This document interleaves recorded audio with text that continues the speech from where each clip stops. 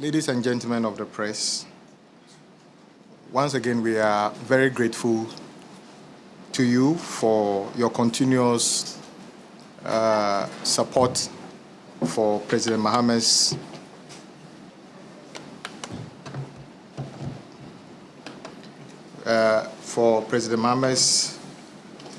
programs that are intended to improve the lot of Ghanaians. I'm here today with my brother, my colleague, Honorable Suini, the Chief Director and the Directors of Highways, Feeder Road, and the Chief Executive of Highways, Director of Urban Road and Feeder Road, to address, first of all, an important issue that has been raised. Since President Mahama's government took office, he made sure that all that he promised to do to improve the lot of Ghanaians are carried out the way he wants them to be carried out. With specific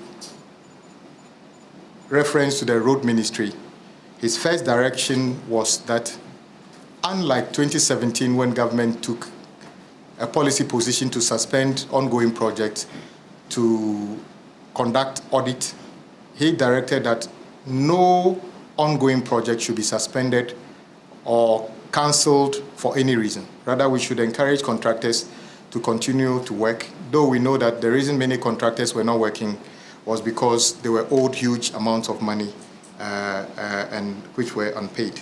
And President Mahama has been working towards retiring many of those arrears since. I must use the opportunity to thank all those patriotic Ghanaians and contractors who continue to believe in the state and continue to be on site working to make sure that our roads improve day by day. This afternoon, our attention has been drawn to a statement issued by the former minister, my colleague in Parliament, Honorable Asenso Boachi. The date of the statement, which was issued today, was 9th April 2026. In itself, which is problematic because we are not yet in April, but that is the date on the statement. But he raised an issue that I think we should all pay attention to. In our view, roads are not political tools. Fortunately, roads are not virtual. When you build them, people see them. He raised an issue about Suame Interchange project, and the title was Suame Interchange, reducing a 4-tier solution to a 2-tier. Compromise is a disservice to Kumasi and Ghana. Background of this project: why the Suame Interchange was designed as a 4-tier. In the press statement, in his press statement, he sought to accuse government for deliberately trying to change the Suame Interchange from 4-tier to 2-tier interchange. They attempted to explain why the interchange was designed as a 4-tier project. However, it only emphasized the funding arrangement, the scope of works, and the challenges being faced at Suame intersection.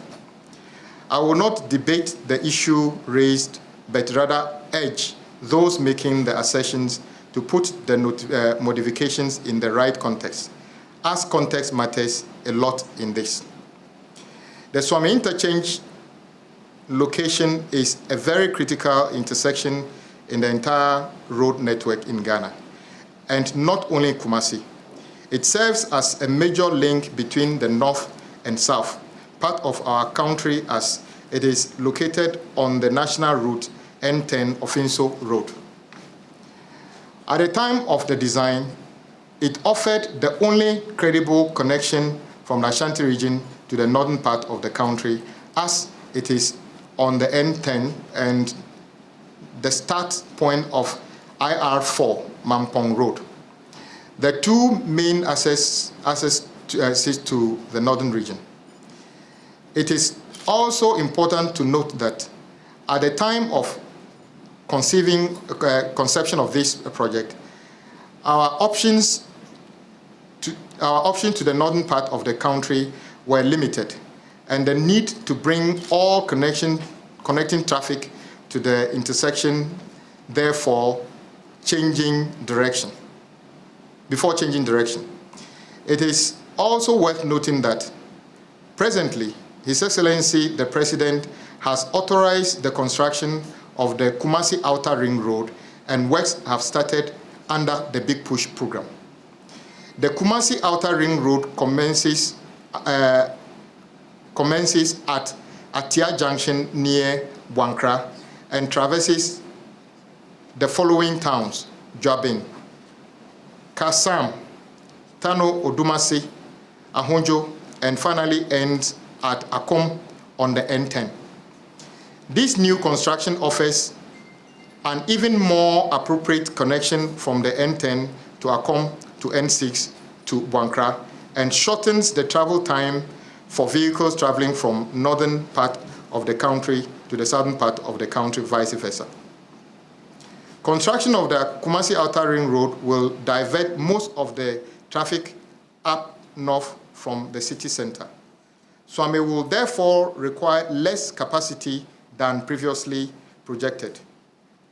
As much as the original design was not arbitrary, it offered what it could based on the opportunities that existed at the time. And with the construction of the Outer Ring Road, an even more appropriate option is being offered. Key features of the original 4-tier Suame Interchange.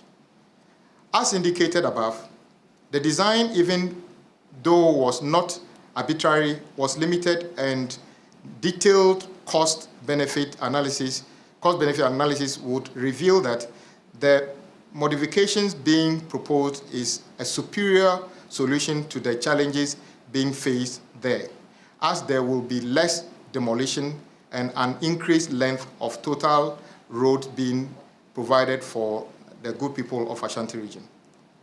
The key features of the 4-tier interchange are as follows. First tier is a runabout which offers all connections as it is. 2, the second tier is the bridge from Suame to Kijetia.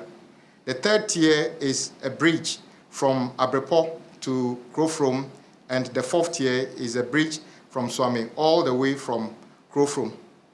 In addition, there was an underpass at Abrepo Junction and an overpass at Krofrom Junction. These were to cater for all the possible movements. Challenges with the original design. The full cost of this project was not available to complete the works after Ghana declared default to our official creditors and went to the IMF. To enable a restart of the project, it was put under the Afri-Exim facility, and after partial disbursement of an advance payment, no payment have been made to the contractor since then. The main challenge with the original design is not the functionality, but the expropriation cost. The 4th tier, as designed, was affecting a two-story building, stores along the Suame runabout, and the Western Bypass Road, in addition to the Suame police station. It also was designed to traverse sections of the Kumasi Mall land, which also had complications in terms of impact and potential compensations. It is important to note that these costs were not included as part of the project costs as of the time the project started. It means it's an additional cost that we were supposed to fund. The project had not budgeted the full cost of relocating utilities, although the utilities like water and electricity at the runabout were eventually moved. There still remain more at Krofrom intersection and Abrepo. The project did not account for the full cost of land and property compensation. The north-south leg of the viaduct would have to be partially built on land owned by Garden City Mall, impact the Suame Police Station, and 3-story commercial and residential buildings not budgeted for under the project. A rough estimate of the cost of this would be more than 50% of the total cost of construction of the 4-tier interchange. The Garden City Mall owners had earlier indicated a no objection to putting the foundation on their land.